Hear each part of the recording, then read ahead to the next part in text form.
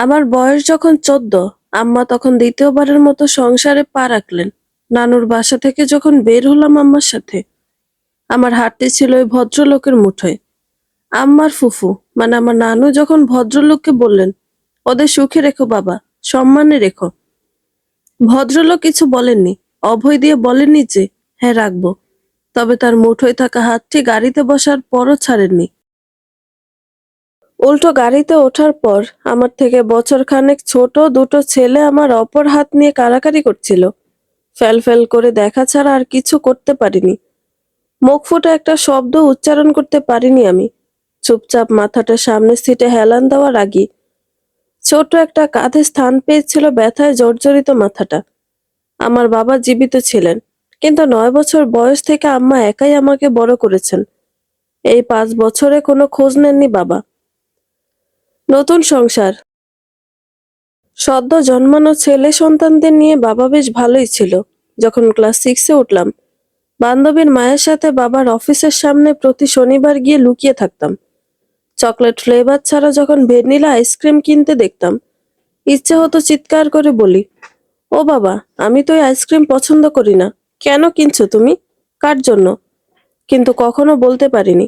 পরীক্ষার সপ্তাহখানেক আগে যখন স্কুল বন্ধ দিল, সেদিন ছিল বৃহস্পতিবার। জানতাম বাবার দেখা পাবো না, তবুও যেন কিসের আশায় শরীর ভর্তি ঘাম আর মাথা ভর্তি ক্লান্তি নিয়ে গিয়েছিলাম। দেখা না পেয়ে যখন ফিরে আসবো ভেবে ঘুরে পিছনে তাকিয়েছি, তখনই বুকের কোথাও একটা খামচে ধরল।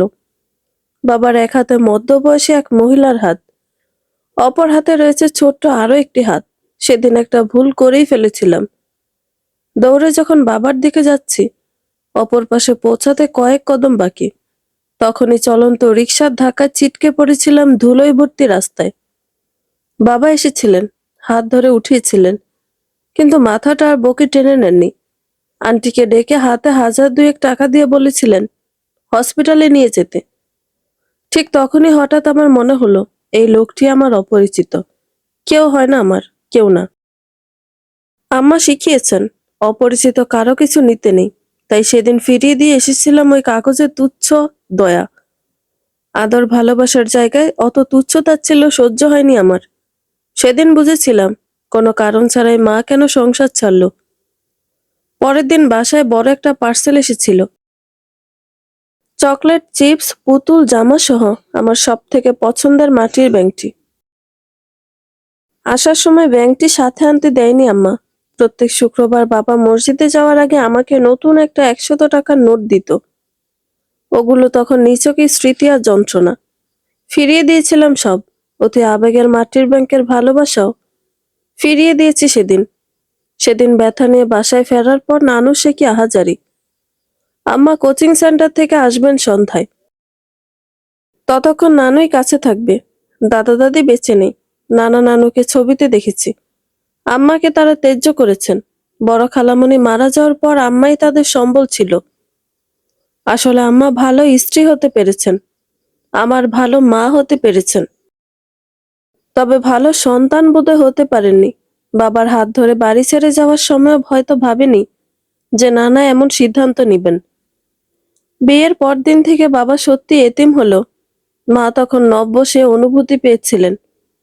সবশেষে হয়তো ভেবেছিলেন স্বামীর ভালোবাসা এই জনম কেটে যাবে। কিন্তু আফসোস, আমার বয়স যখন ৭, বাবা তখন দ্বিতীয় বিয়ে করেছেন। আর আমার বয়স যখন ৯, আর বাবার দ্বিতীয় সন্তানের বয়স তখন ১.৫ বছর। কিন্তু আফসোস, সেই সন্তানের মা আমার মা ছিলেন না, ছিল বাবার অফিসের ডিভোর্সি রুমা আন্টি। আমাকে মা তখন কোনো কিছুই বলেননি। সেদিন রাস্তায় ওই ঘটনার পর বাবার ছেলেকে মানে আমার সৎ ভাইকে দেখে এসব বুঝতে পেরেছি। বাবার বাড়ি ছাড়ার পরও আম্মাকে একদিন কাঁদতে দেখিনি। আম্মার ফুফু তাকে আশ্রয় দিল, আম্মা তাকেও কিছু বলেননি। এই যে ৫ বছর হলো, কখনো আম্মাকে অতীত নিয়ে আফসোস করতে দেখিনি। ভেবেছি আম্মা শক্ত মনের মানুষ, কিন্তু আমার ধারণা পাল্টে গেল সেদিন সন্ধ্যায়। হালকা জ্বর আর চিনচিনে ব্যথা নিয়ে নানুর পাশে বসেছিলাম। আম্মা আসলো। কতক্ষণ আমার দিকে তাকিয়েছিল। আমি সেদিন প্রথমবারের মতো আম্মার চাহনি দেখে ভয় পেয়েছি। ভেবেছি আম্মা সব জেনে গেছেন। এই জন্যই রেগে গিয়েছেন। কিন্তু আমাকে অবাক করে দিয়ে আম্মার ওই রক্তলাল চোখ থেকে পানি ছেড়ে দিল। সোফার নিচটায় বসে আমার কোমর জড়িয়ে শব্দ করে কেঁদে উঠল। জ্ঞান হারানোর আগে শুধু বলতে পেরেছিল, আমার কেউ নেই, তোমার বাবার সাথে আজ। সেদিন আম্মার জ্ঞান ফেরার পর আর কোনো কথা বলেনি। পরের দিন যখন আমাকে ডাক্তার দেখাতে নিয়ে গেল, ফেরার পথে রিভার ভিউ পার্কে বসলো। আম্মাকে না জানিয়ে এতদিন বাবাকে দেখতে গিয়েছি। সেই অনুশোচনা আর তার অসুস্থতার কথা ভেবে আমি কেমন যেন চুপ হয়ে গেলাম। কিন্তু আম্মা চুপ ছিলেন না। ঘাসের উপর বসে ইশারা করলেন, ওনার কোলে মাথা রেখে যেন শুয়ে পড়ি। যন্ত্রণায় ঘেরা এক দীর্ঘশ্বাস ছেড়ে বলতে শুরু করলেন, এতদিনের জমানো কথা। সেদিন তোমার জ্বর ছিল, মনে আছে? কিন্তু তোমার বাবা বাসায় ছিলেন না। নাজমা আপার সাথে যখন হসপিটালে গেলাম, দেখলাম তোমার বাবা বের হচ্ছে, কোলে একটা বাচ্চা। ভাবলাম কোনো বন্ধুর ছেলে হয়তো। কিছু সময় তাকিয়ে থাকতেই দেখলাম রুমা আসছে। তখন আমার টনক নড়ল। এই মেয়ের তো 2 বছর আগে ডিভোর্স হয়ে গেছে। তাহলে? মাথাটা চক্কর দিল। বাসায় তুমি একা। নিজের ক্লান্ত শরীরটা টানতে টানতে বাসা আনলাম। তোমাকে কোনো রকম ওষুধ খাইয়ে তোমার পাশেই শুয়ে পড়েছি আমি। তোমার বাবা আসলো রাত 11টায়। খেয়েই এসেছিল বোধহয়। যথারীতি কাপড় বদলে চলে গেল ব্যালকনিতে। আমি হাপুস নয়নে সবটুকু খেয়াল করলাম। মেসেজ দেখেনিও। শোনেনি যে তুমি অসুস্থ। কই, অসময়ে আমাকে বিছানায় দেখেও তো কপালে হাত দিল না। এত পরিবর্তন? ঠিক কবে থেকে? মনে পড়লো বছর 2 আগের কথা। ডক্টর জানালো তোমার কোনো ভাই বোন হবে না। সেদিনের পর থেকেই তোমার বাবা আমার 9 বছরের ভালোবাসাকে দায়িত্বে বন্দি করে ফেললো। নিজেকেও তার ভালোবাসাকে উজাড় করে দিল অন্যের নামে। আমি যেন সব বুঝেও কিছু বুঝলাম না। তখন আমার জগৎ বলতে তুমি আর তোমার বাবা। কিন্তু ততদিনে তোমার বাবা আমার জগৎ থেকে বের হয়ে গেছেন। সত্যটার মুখ থেকে শোনার জন্য কত অগোছালো প্রশ্ন করলাম। উত্তর দিল না। সে বুঝতে পারলো যে আমি জেনে গিয়েছি, কিন্তু তবুও বলেনি। তুমি সুস্থ হওয়ার পর আমি আর ওখানে নিঃশ্বাস নিতে পারছিলাম না। তোমার মনে আছে উষা? আসার সময় কিন্তু তোমার বাবা আমাদের আটকায়নি। জানো মা, আমি তোমার বাবাকে ডিভোর্স দেইনি তখন। কেমন যেন দিতেই পারিনি। ওর থেকে আলাদা হয়ে যাব, নাম পরিচয়গুলো সব আলাদা হয়ে যাবে ভাবলেই আমি গলা কাটা মুরগির মতো ছটফট করতাম। তাকে ভালোবেসে সময়, সুন্দর জীবন, বাবা মা সব হারালাম। অথচ সে আমাকেই হারিয়ে দিল। বাবা মায়ের মনে কষ্ট দিয়েছে, ফল পেলাম বোধহয়। গতকাল বুঝতে পারলাম, এত কিছুর পর আমি তোমার বাবাকে ঘৃণা করতে পারিনি। অনুভূতিগুলো ঘৃণা আর অভিমানের মধ্যে ছিল, কিন্তু আজ তাকে আমি ভীষণ ঘৃণা করি। শোনো, আমরা যখন হসপিটালে যাচ্ছি, তখন তোমার বাবার সাথে আমার ডিভোর্স সম্পন্ন হয়েছে। গতকাল তোমার খবর পেয়ে ভাবির মুখ থেকে সব শুনে আমি দিশেহারা হয়েছিলাম। যে মানুষ তার মেয়েকে অস্বীকার করতে পারে, অমন পুরুষের পরিচয় চাই না আমার। বাসায় ফেরার আগে লয়ারের কাছে গিয়েছিলাম। আচ্ছা উষা, এই জীবন শুধুমাত্র মায়ের পরিচয় বাঁচতে পারবে না? আমার তো কেউ নেই মা। তুমি না থাকলে বোধহয় এত খেয়ালে রাস্তা পার হতাম না, পিষে যেতাম গাড়ির নিচে। তুমি আছো বলেই বাড়ি ফিরি, স্বপ্ন দেখি, দৈনিক বেঁচে থাকি। আমাদের তো এভাবেই বাঁচতে হবে উষা। গন্তব্য বহুদূর, বুঝলে? আমি পুরোটা সময় মায়ের দিকে তাকিয়েছিলাম। তার চোখ দিয়ে পানি পড়লেও কণ্ঠে তা প্রকাশ পায়নি। গোধূলির আলোয় দেখলাম আমার মা সুন্দর, ভীষণ সুন্দর। অনেক সুখ প্রাপ্য তার। ঠিক কত দূরে সেই সুখ? সেদিনের পর থেকে আমি উষা আহমেদ থেকে শুধু উষা হয়ে গেলাম। পড়লাম, স্বপ্নের সাথে চললাম বহু পথ। জেএসসি পরীক্ষায় উত্তীর্ণ হলাম মোটামুটি ভালো পয়েন্ট নিয়ে। সমস্যা হলো 9-এ ভর্তি হওয়ার আগে আগে। আমার ফুফাতো ভাইয়েরা বাড়ি বিক্রি করে নানুকে তাদের কাছে নিয়ে যাবে। আম্মা তখন হিমশিম খেলেন সিদ্ধান্ত নিতে। কোচিং সেন্টার থেকে যে বেতন দেওয়া হয় তা দিয়ে আমার পড়াশোনার দৈনন্দিন খরচ চলে যায়। কিন্তু ভাড়া বাসায় থাকতে গেলে যে অর্থনৈতিক সাপোর্ট প্রয়োজন, তা আমার নেই। এত সব ভাবনার মধ্যে হঠাৎ একদিন আম্মার কোচিং এর মালিক বাসায় আসলো। আম্মা তখন বাসায় নেই, উনি নানুর সাথেই কথা বলছিলেন। কিছুক্ষণ পর আমাকে ডেকে নিয়ে বলল। তা হজম করতে অনেকটা কষ্ট হয়ে গেল। একটা সুন্দর পরিবার, বাবা মায়ের ভালোবাসায় বড় হওয়া, এসবের স্বপ্ন ছেড়েছি আমি। তার মধ্যে এমন পরিস্থিতি যা সহ্য করতে আমার অন্তর নিমতিতা হয়ে যাবে। আচ্ছা, আম্মা এখন কি করবে? আম্মার কি ভাগ দেওয়া যায়? যায় না তো। তাহলে সেদিন ওই ভদ্রলোক মানে কোচিং এর মালিক চলে যাওয়ার পর ভাঙা মন নিয়ে জীবনের হিসাব মিলাতে বসে যাই। আমার মনে হলো ভদ্রলোক কিছুটা অদ্ভুত রকমের।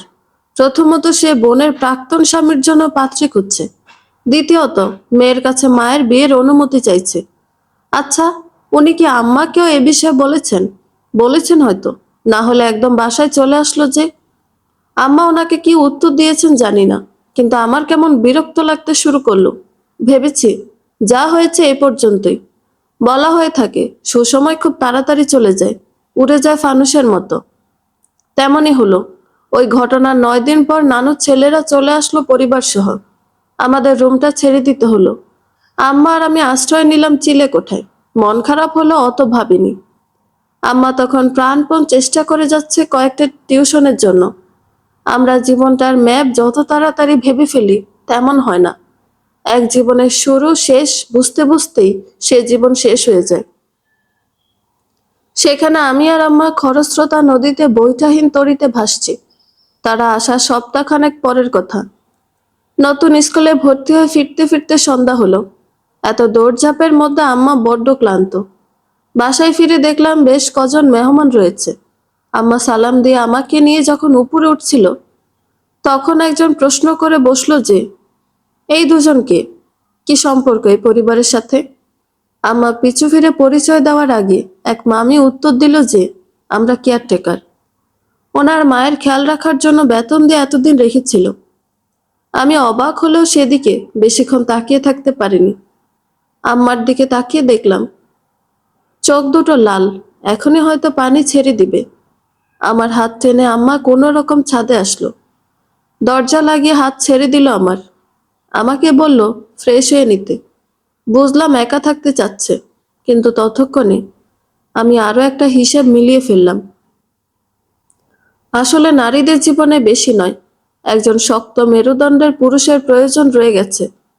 একজন বাবা, একজন ভাই, একজন স্বামী কিংবা একজন ছেলে সন্তান প্রয়োজন রয়েছে তাদের। আজও যতই বলা হোক যে নারী একা চলতে পারে, বাঁচতে পারে, তারা ভুল। দৈনিক আত্মিক মরার জন্য বেঁচে থাকে সেই সব নারী। নারীর বাবা নেই তো পরিচয় নেই, স্বামী নেই তো চরিত্রে দোষ, ছেলে নেই তো অপয়া। আহারে খোদা সৃষ্টি! ভেবে দেখলাম, আজ বাবাকে যদি মা ঠকাতো, বাবা নিশ্চয়ই এত সংকোচ নিয়ে জীবন পার করতো না। রোজ রোজ নিজের সম্মান রক্ষার ভয়ে কুঁকড়ে থাকতো না। আর যদি আম্মার করা ভুলটা তার কোনো ভাই করত, তার জীবনও নিশ্চয়ই এতটা সংকটে থাকতো না। কিংবা আমি যদি মেয়ে না হয়ে ছেলে হতাম, তাহলে আমাকে সমস্ত কলুষিত দৃষ্টি থেকে রক্ষা কিংবা একটা সুন্দর পরিবেশ উপহার দেওয়ার জন্য মায়ের রাত নির্ঘুম কাটতো না। সে রাত মা মেয়ে না খেয়ে কাটালাম। নানু মুরব্বী মানুষ, খেয়াল করেনি যে সকালে নাস্তা না করে মা মেয়ে বের হয়ে পড়েছি। বায়না করলাম আম্মার সাথে কোচিংয়ে যাব। মনে সাজালাম গুটি কয়েক কথা, যার বিরুদ্ধে আমার কণ্ঠনালী রীতিমতো অবরোধ শুরু করেছে। তবে আমি পাত্তা দিলাম না।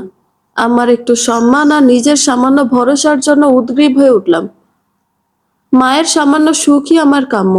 আম্মা কোচিংয়ে ক্লাস নিতে গেল। আমি চুপি চুপি উপরের ফ্লোরে চলে গেলাম। দরজা খোলাই ছিল। ভদ্রলোক ওনার স্ত্রীর সাথে গ্রিল পরিষ্কার করেছিলেন। আমাকে দেখে মুচকি এসে এগিয়ে আসলেন।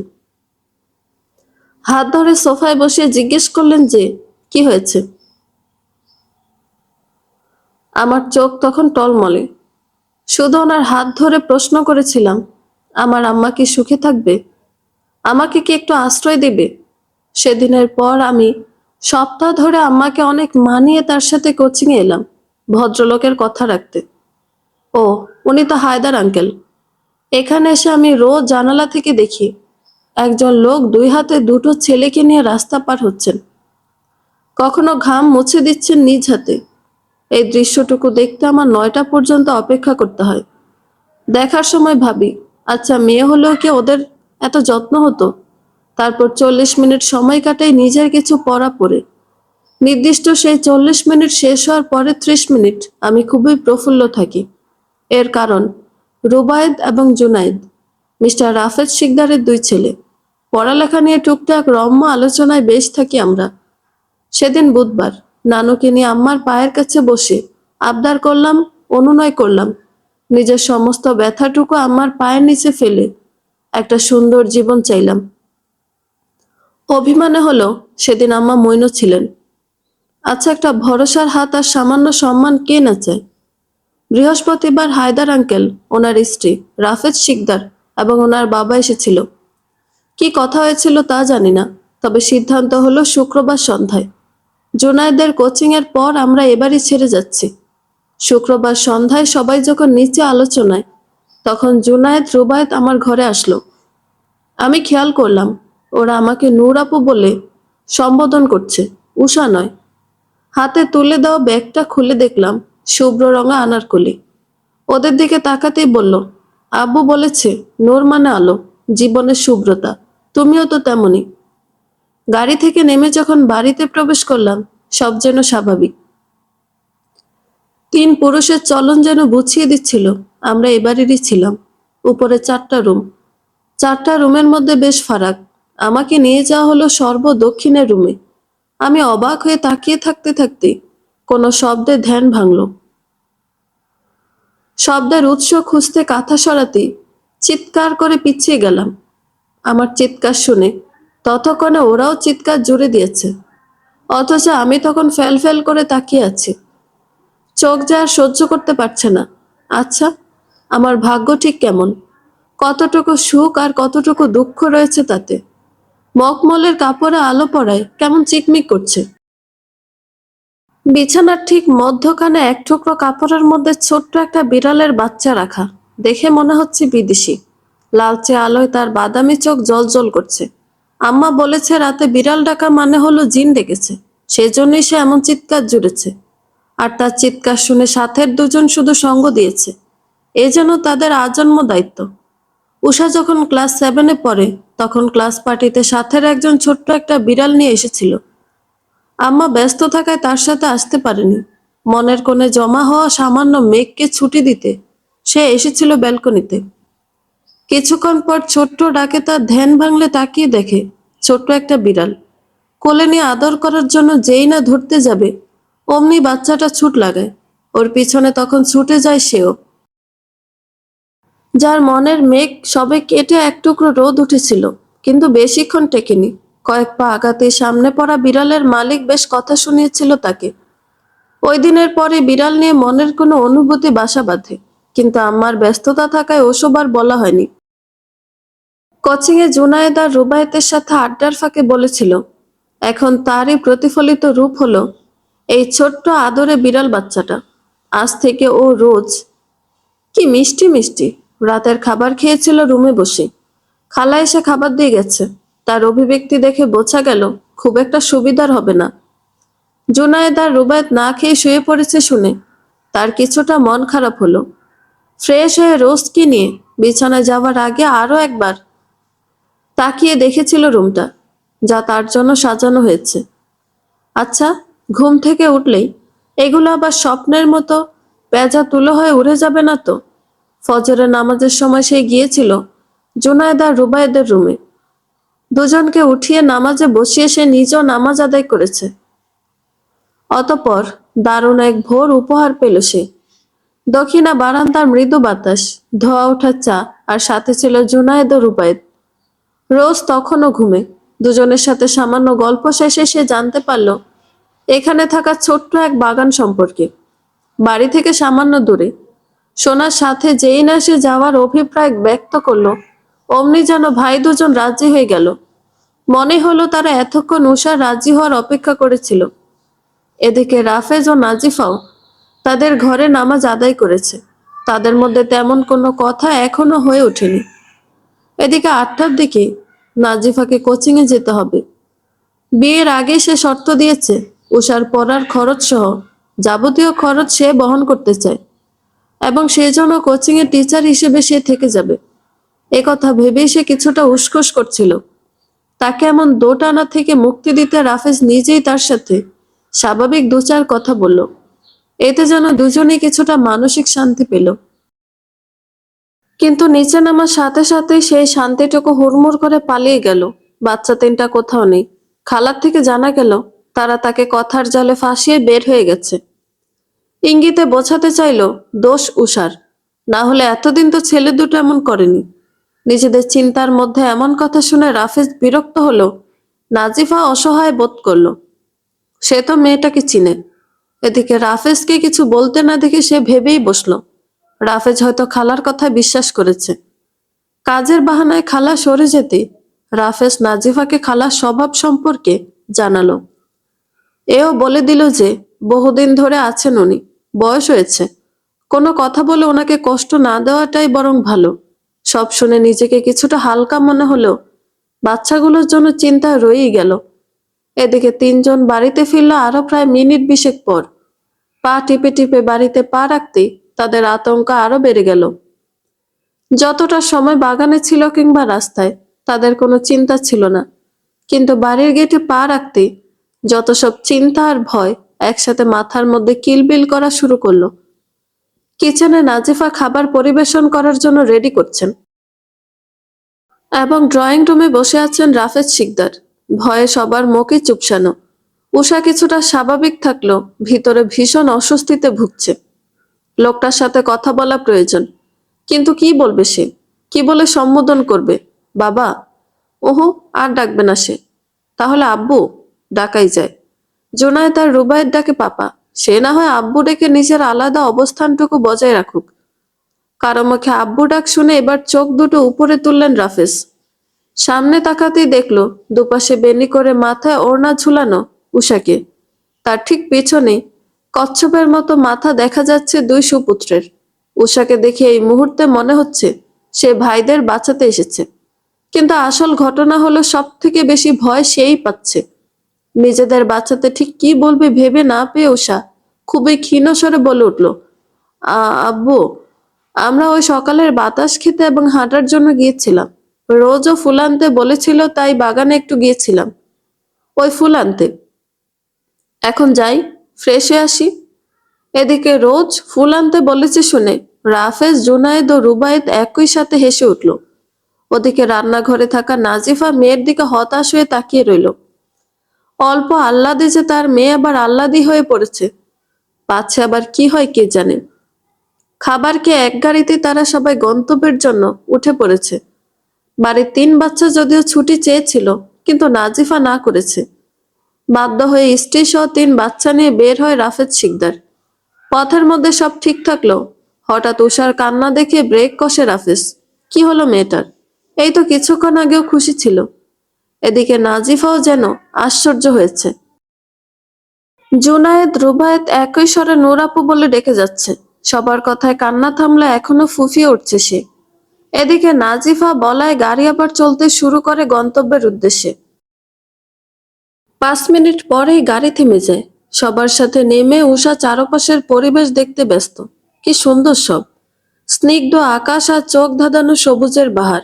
কিন্তু তখনও উষা বুঝতে পারল না যে কিছুক্ষণ পরে সে আঘাত পেতে চলেছে। আচ্ছা, উষা ঠিক কতটা মানিয়ে নিতে পারবে নিজেকে, নাকি অচিরে ঝরে পড়বে সে? ঠিক ওই অদূরে দাঁড়ানো গাছে থাকা অজস্র পাতার মধ্যে অজানা কোনো একটার মতো। প্রকৃতি বরাবরই বিচিত্র।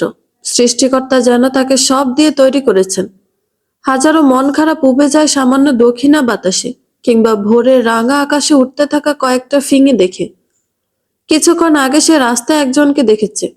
আজ তো আতঙ্ক তার কাছে ওই লোক। আচ্ছা, এখানে কি করছে?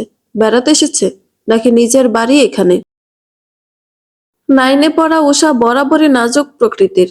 পারিবারিক হতাশায় নিজের চঞ্চলতাটুকু হারিয়েছে বহু আগে। এই তো এইটা অর্ধবার্ষিক পরীক্ষা চলাকালে তার একমাত্র বান্ধবীর বাসায় গিয়েছিল। যদিও আম্মার কাছে না বলে, এটা নিয়ে তার মনে সংকোচ রয়েছে। সে সর্বদা চেষ্টা করে আম্মার কথা শোনার, কারণ যতবারই কথা না শুনেছে কিছু না কিছু হয়েছে। নিশার বাসায় যাওয়ার পর থেকে ওর এক খালাতো ভাইয়ের বদ নজর পড়ে তার উপর। বুঝতে পেরে সে চলে আসতে চেয়েছে, কিন্তু কারণ বলতে চায়নি সে। কিন্তু নিশার অতিরিক্ত প্রশ্নের উত্তর তাকে দিতে হয়েছে, এবং সত্যটাই বলেছে সে। এই যেন কাল হয়েছে তার। সেদিন সে ওই বাড়ি ছেড়েছিল মায়ের ওপর একগাদা প্রশ্ন আর নিজের চরিত্রের ওপর অপবাদ নিয়ে। বন্ধুত্ব আর টিকেনি। নিজের ভাগ্যকে তাচ্ছিল্য করার আগে ভাবলো, ছেলেদের আবার কোনো দোষ হয় নাকি? এসব চিন্তা করতে করতেই তারা সুসজ্জিত স্কুলের ক্যাম্পাসে এসে পৌঁছে গিয়েছে। হরেক রকম গাছ আর ছোট্ট একটি আবদ্ধ দিঘি যেন সবটুকু সৌন্দর্যে মোহিত করলো তাকে। এটা জুনায়েদ ও রুবায়েতের স্কুল ছিল। আজ থেকে সেও এখানের ছাত্রী। এই বাড়িতে আসার আগে রাফেজ শিকদার তার স্কুল পরিবর্তন করেছেন, যদিও এ বিষয়ে নাজিফা একমত হননি। কিন্তু রাফেজ শিকদার আলোচনার পরিবর্তে উষার জন্য সিদ্ধান্ত জানিয়েছেন, ঠিক যেমন বাবা তার মেয়ের জন্য সঠিক সিদ্ধান্ত নিয়ে থাকেন। জুনায়েদ ও রুবায়েতকে সে দৈনিক ক্লাস শেষে বাড়ি পৌঁছে দেয়। সেখানে উষাকে নাজিফা নিয়ে আসবে এটা ভালো দেখায় না। সে কোনোভাবেই চায় না তার কাছে আসা নূরের মনে সামান্য অমানিসার ছায়া পড়ুক। রাফেজ শিকদার বর্তমানে একটি স্বনামধন্য কলেজের প্রফেসর হিসেবে আছেন। ছেলে দুটোর বয়স যখন 4, তখন থেকে সে একাই তাদের লালন করেছেন। স্ত্রী আসমা তার তৃতীয় সন্তান পৃথিবীতে আনতে গিয়ে সন্তান সহ দুনিয়া ছেড়েছেন। রাফেজ যখন প্রথম জানতে পারে সে বাবা হবে, আল্লাহর কাছে হাত তুলে একটা মেয়ে চেয়েছেন। মা ছাড়া বড় হয়েছেন তিনি। মা মারা যাওয়া 1.5 বছরের মাথায় বাবা যখন দ্বিতীয় বিয়ে করেন, তখন তার দাদা তাকে হোস্টেলে পাঠিয়ে দেয়। দায়িত্ব নেওয়ার বহুজন থাকলেও মায়া করার কেউ ছিল না তার। শেষ সময় স্ত্রী যখন 2জন যমজ পুত্র জন্ম দিল, তখন আল্লাহর কাছে শুকরিয়া করেছেন সে। ছেলে সন্তানের জন্য যে তার মনে এত মায়া ভালোবাসা থাকবে তা তিনি জুনায়েদ রুবায়েতকে না পেলে বুঝতেই পারত না। বেশ সুখের সংসার ছিল তার। কিন্তু দ্বিতীয়বার বাবা হবার খবর পেয়ে সে আবারও আল্লাহর কাছে পুরনো ইচ্ছাটুকু জানাতে শুরু করলেন। যথাসময়ে স্ত্রী একজন মেয়ে সন্তান জন্ম দিল, সে ছিল মৃত। পৃথিবীতে পুরুষ মানুষ কাঁদে না, হয়তো ছেলের বাবাও কাঁদে না, কিন্তু জন্ম নেওয়া মৃত মেয়েটার জন্য রাফেজ বাচ্চাদের মতো কান্না করেছেন। মেয়েটার নাম উষা রেখেই দাফন সম্পন্ন হয়েছে। কিন্তু দ্বিতীয় ধাক্কা খেয়েছেন যখন ফিরে এসে হসপিটালের বেডে স্ত্রী নিথর দেহখানা দেখেছেন। সেদিন থেকে তার মতোই মাহীন বড় হয়েছে জুনায়েদ রুবায়েত। কিন্তু রাফেজ তাদের কাছছাড়া করেননি। ছেলেদের মনে মা ছাড়া আর কোনো আক্ষেপ সে থাকতে দিবে না। তার সম্পূর্ণ পৃথিবী জুড়ে রয়েছে 2 ছেলে, কিন্তু এখন সেখানে 3 ভাগ হয়ে গেছে, হয়তো দায়িত্ব। কিন্তু নাজিফা ও নূর এখন তার পৃথিবীর অংশ। এই তো মাস 6 আগের কথা। জুনায়েদ রুবায়েতের বায়না রাখতে নিয়ে গিয়েছিল রিভার ভিউ পার্কে। ঘুরতে ঘুরতে নদীর অনেকটা কাছে আসতেই চোখ যায় ঝাউ গাছের আড়ালে বসে কাঁদতে থাকা মেয়েটার ওপর। আল্লাহর অপরূপ সৃষ্টি এই নারী জাতি, কান্নাও কি মায়া। সেদিন মেয়েটাকে নিয়ে হাজার প্রশ্ন মনে আসলো, অধিকারহীনতার জন্য কোনো প্রশ্নই করতে পারেনি সে। সপ্তাহখানেক পরে ছেলেদের নিয়ে কোচিংয়ে গেলে সে দেখতে পায় মেয়েটিকে। খোঁজ নিয়ে জানতে পারেন এক শিক্ষিকার মেয়ে। সেদিনও এর বেশি কিছু বলেননি তিনি। কিন্তু এই তো দিন 20 আগে হঠাৎ করে হায়দার কি সব বলে বসলো। অদ্ভুত ব্যাপার, সব শুনে সেও রাজি হয়ে গেল। ভীষণ রকম ইচ্ছা করলো মেয়েটার এক টুকরো ভরসার জায়গা হতে। তবে সে উষাকে নূর বলে সম্বোধন করে। জীবনে সে এক উষাকে দাফন করেছে, কিন্তু এই উষাকে সে হারিয়ে ফেলতে রাজি নয়। ও বরং নূরই থাক।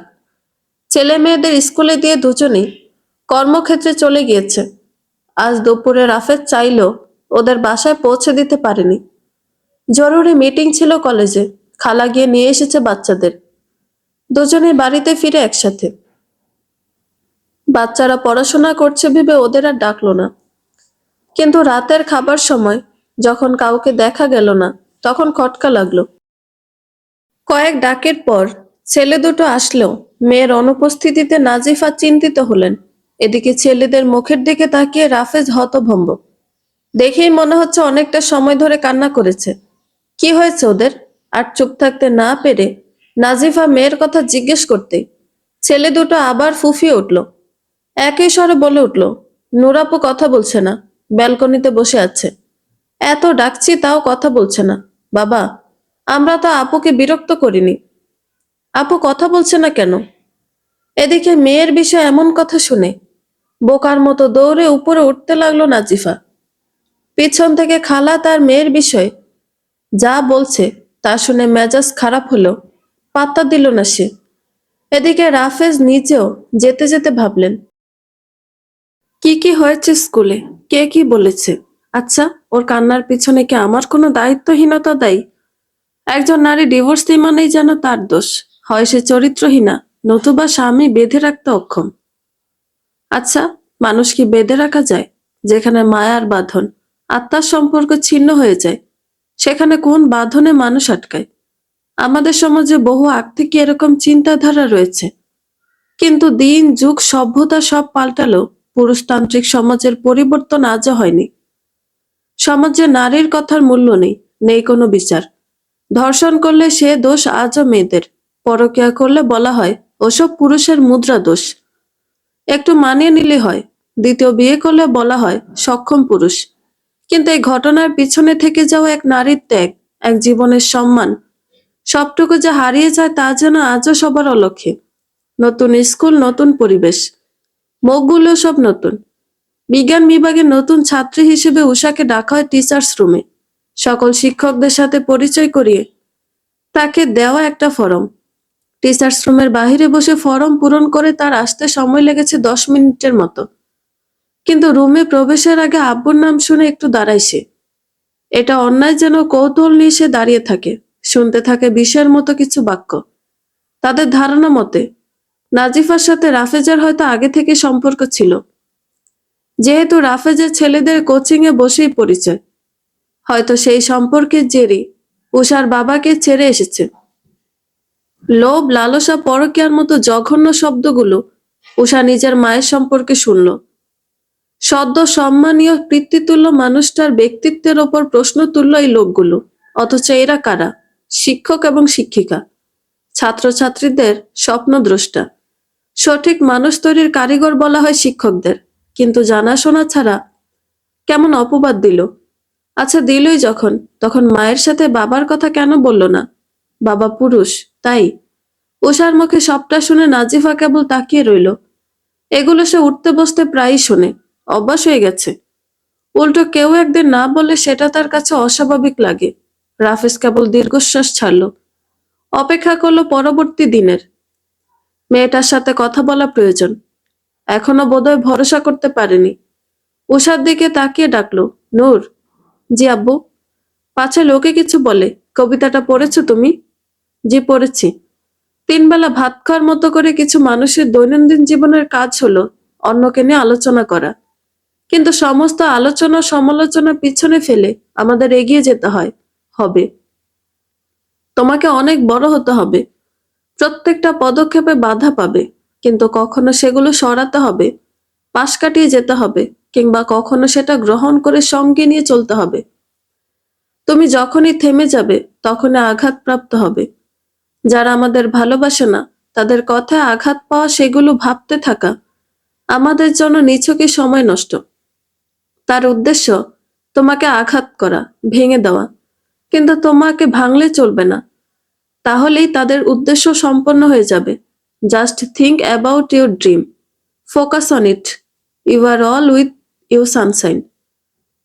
M I say writes my sons and wifey. বাবার কথার প্রত্যুত্তরে 2 ছেলে বোনকে জড়িয়ে ধরে বলে উঠল, yes papa, sis are not alone. Nazifa কেবল মাথা নাড়িয়ে খাওয়ার তাগিদ দিয়ে নিচে নামলো। সিঁড়ির শেষ ধাপে দাঁড়িয়ে দেখলো 2 ভাই তার বোনকে দুপাশ থেকে আগলে রেখেছে। ঠিক কয়েক কদম পেছনে এক পুরুষের অবয়ব এগিয়ে আসছে, যেন সন্তানের পাশে আস্ত এক প্রাচীর সে।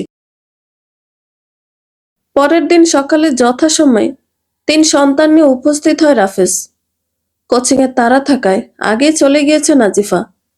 ছেলে দুটোকে ক্লাসে দিয়ে করিডোর পার হচ্ছিল বাবা মেয়ে। ওষা ডান হাতটি তার হাতের মুঠোয়, ঠিক প্রথম দিনের মতো।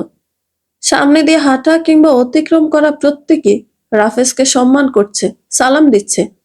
অথচ তাদের মধ্যে গুটি কয়েকই পিছনে সমালোচনার পসরা সাজিয়ে বসে। বাবা মেয়ে ক্লাসরুম, টিচার্স রুম বাদ দিয়ে সরাসরি প্রধান শিক্ষকের রুমে গিয়ে বসলো। রাফেজ এসেছে শুনে চায়ের আড্ডা থেকে বড্ড তাড়াতাড়ি চলে এলো স্যার। আন্তরিকতার শেষে রাফেজ এবার মুখ খুললেন। তিতা কথাগুলো মিষ্টি মুখে বলতে শুরু করলেন। ভাই, আপনারা মনে করেন সব জানেন। সে জানার মধ্যে এবং বাস্তবতার মধ্যে বিস্তর ফারাক আছে। আমার মেয়েটাকে বড্ড ভরসা করে আপনার এখানে ভর্তি করেছি। আরো কতজনকে বলে থাকি আপনাদের কথা। কিন্তু সেখানে যদি আমার মেয়ে ভেঙে যায় আপনাদের কথার জন্য, আমি অন্যকে কি বলবো বলেন? আর হ্যাঁ, আমার ফ্যামিলি বিষয়ে কথা বাদ দিয়ে আপনারা বরং শিক্ষার্থী সমস্যা নিয়ে ভাবুন। শুনলাম রেজাল্ট বেশ খারাপ হচ্ছে। আশা করি আপনারা শিক্ষা ব্যবস্থা নিয়ে আরো সতর্ক হবেন। কথাগুলোর মধ্যে কোনো কঠোরতা ছিল না, ছিল না কোনো হুমকির কথা। কিন্তু তবুও স্যার মনে হয় কিছুটা চিন্তায় পড়লেন। নিজের বোকামের ওপর রাগ হলো তার, সাথে পেলেন খানিকটা লজ্জা। ইস, মেয়েটা তাহলে সব শুনেছে গতকাল। সে আগের তুলনায় একটু বেশি আন্তরিকতা নিয়ে আশ্বাস দিল যে ভবিষ্যতে খেয়াল রাখা হবে। এদিকে রাফেজ উষাকে নিয়ে বের হয়ে ক্লাসরুমে গেল। সেখানের বেশ কিছু স্টুডেন্ট তাকে চিনে, সবার সঙ্গে দুই এক কথা বলে উষাকে রেখে বের হলো সে। তার খুব ইচ্ছা করলো যাওয়ার সময় মেয়েটার মাথায় হাত রাখতে। হাতের মাঝে নতুন একটি 100 টাকার নোট গুজে দেওয়ার স্বাদ হলো তার, কিন্তু কোনো এক জড়তার জন্য পারলেন না। ফেরার পথে আরো একবার ক্লাসরুমের দিকে তাকিয়ে দেখলেন ডাগর ডাগর চোখ করে মেয়েটা তাকেই দেখছে। কিছু একটা ভেবে মুচকি হাসলো সে। এক মেয়ের বাবা এখন রাফেজ, তার যে বড় দায়িত্ব। আজ যথাসময়ে গাড়ি নিয়ে উপস্থিত হলো রাফেজ, কিন্তু সাথে একজন ড্রাইভার ছিল। তাকে দেখে রুবায়েত চোখ মুখ কুঁচকে ফেলল। আজ নিশ্চয়ই বাবা সাথে যাবে না। তার গোমরা মুখ দেখে রাফেজ কেবল দীর্ঘশ্বাস ছাড়লেন। ছেলে দুটো কবে যে বড় হবে। ড্রাইভারের সাথে ছেলেদের পাঠিয়ে মেয়ের হাত ধরে সে ফুটপাতে নামলো। হাঁটতে হাঁটতে একবার শুধু নীরব চোখে উষার দিকে তাকালেন। পরক্ষণে তাকালেন হাতের মুঠোয় থাকা এক টুকরো নূরের দিকে। গন্তব্য এখনো স্থির নয়। আজ না হয় গন্তব্যহীন পথে এই সবুজের সমারোহে বাবা মেয়ে হাঁটলো খানিকটা। মেয়েটার অবাক মুখে শান্তির সামান্য লেশ দেখে ভাবল, এভাবেই না হয় পাড়ি দেওয়া যাক এই গন্তব্যহীন পথ। কৃষ্ণচূড়া গাছটা এই তীব্র রোদেও ঠায় দাঁড়িয়ে আছে। গাছটার একদম গোড়ায় এক মধ্যবয়সী পুরুষ কিছু মাটির তৈরি জিনিস নিয়ে বসেছে। সপ্তাহে 2 দিন এখানে মেলা বসে, আর এখানে এই দোকানটা বহুদিন থেকে রয়েছে। সকাল থেকে সন্ধ্যা সবসময় খোলা থাকে। রাফেজ অফিসে আসা যাওয়ার পথে প্রায়ই দেখে দোকানটা, কিন্তু কখনো কিছু কেনা হয়নি। কার জন্য কিনবে সে? ছেলে দুটো আবার এগুলা পছন্দ করে না। মোট কথা মেলায় আসার আহ্লাদ করার কেউ নেই তার। এখন একজন কালা দিয়েছে। মাথা নত করে উষার দিকে আবার তাকালে দেখা যায় সে চোখ বড় বড় করে সব দেখছে। খুব কাঙ্ক্ষিত যেন সব উষাকে চুপ থাকতে দেখে কিছুটা হতাশ হলো রাফেজ। মেয়েটা এখনো নিজেকে প্রকাশ করছে না। জুনায়েদ যেমন বলেছে, তাতে নূর মাটির জিনিস খুব পছন্দ করে। সব থেকে পছন্দ করে মাটির ব্যাংক এবং চায়ের কাপ। কিন্তু এখন একদম চুপ। বাধ্য হয়ে সেই ডাকলো, নূর। হ্যাঁ আব্বু। দেখো তো পছন্দ হয় কিনা।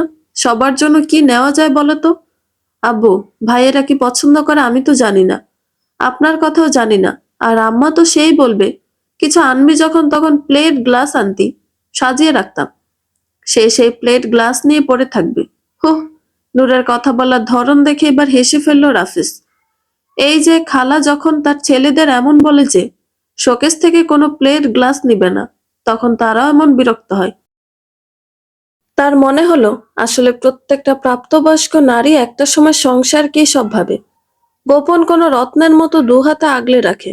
কিন্তু দিন শেষে যখন সংসারও তাদের মূল্য দেয় না, তখন বুঝি তারা বোবা প্রাণ হয়ে যায়, যার কাজ শুধু দেখা, শেষে সব ছেড়ে উড়াল দেয় অজানায়।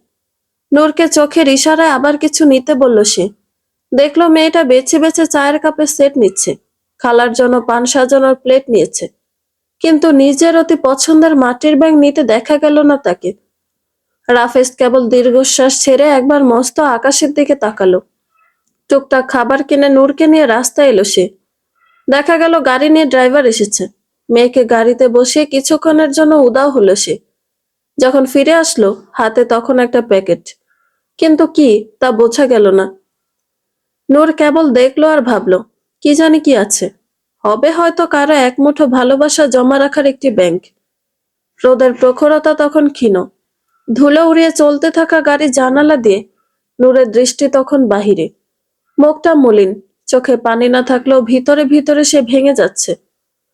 পুরনো কত কথা তার মনে পড়ছে।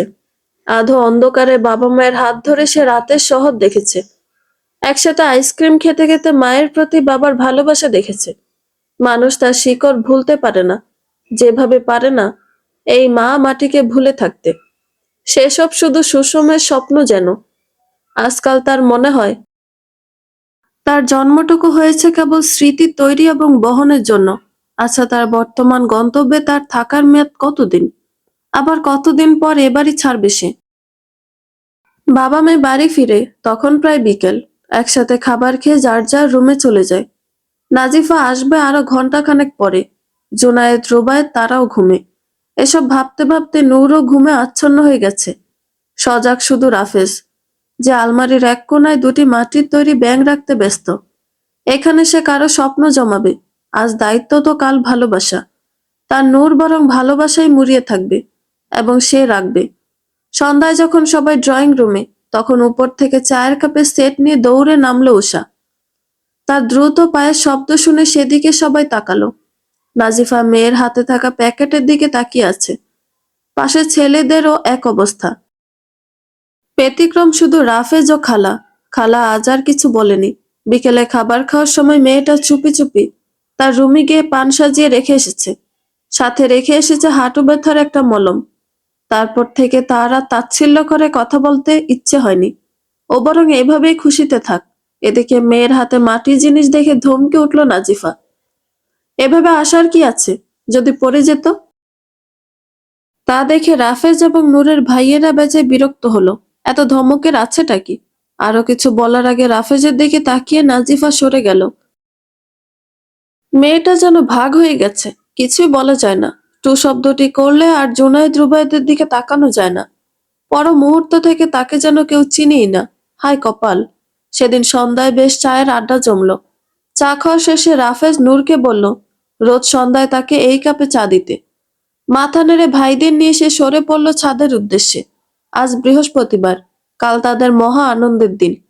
এ আনন্দ শুরু হলো জুনায়েদের মুভি দেখার আবদারে। তাদেরকে আজকের জন্য ল্যাপটপ দিয়েছে রাফেজ। তাতেই বেজায় খুশি তারা। চটপট সবাই পপকর্ন নিয়ে ছাদের এক কোনায় বসে পড়ল সব নিয়ে। আকাশে মস্ত বড় চাঁদ। ফুরফুরে মন মাতানো বাতাসে ছেলে মেয়েদের এমন দৃশ্য ছল ছল চোখে দেখল নাজিফা। তার ভাগ্য নিয়ে তার বড়ই ভয়, পাছে আবার কি হয়ে যায়। কিন্তু এবার যেন আল্লাহ ভিন্ন কিছু চাইলেন। সপ্তাহ শেষে একসাথে ঘুরতে যাওয়া, ভাই বোনদের দুষ্টুমি ভরা বাড়ি, আর সাথে রয়েছে রোজ সন্ধ্যায় নূরের হাতের বিশেষ চা, তার আব্বুর জন্য, সেই মাটির কাপে। এগুলো নিয়ে জীবন থেকে অতি গুরুত্বপূর্ণ বছরগুলো পার হয়ে গেল। ছেলে দুটো এখন কলেজে পড়ে, মেয়েটার সামনেই অ্যাডমিশন। কতটা সময় পার হয়ে গেল, কতগুলো বসন্ত চলে গেল, সব যেন চোখের সামনে জীবন্ত। আর রাফেজ, তার হুটহাট সিদ্ধান্ত নিয়ে এখনো বেশ চিন্তায় থাকে নাজিফা।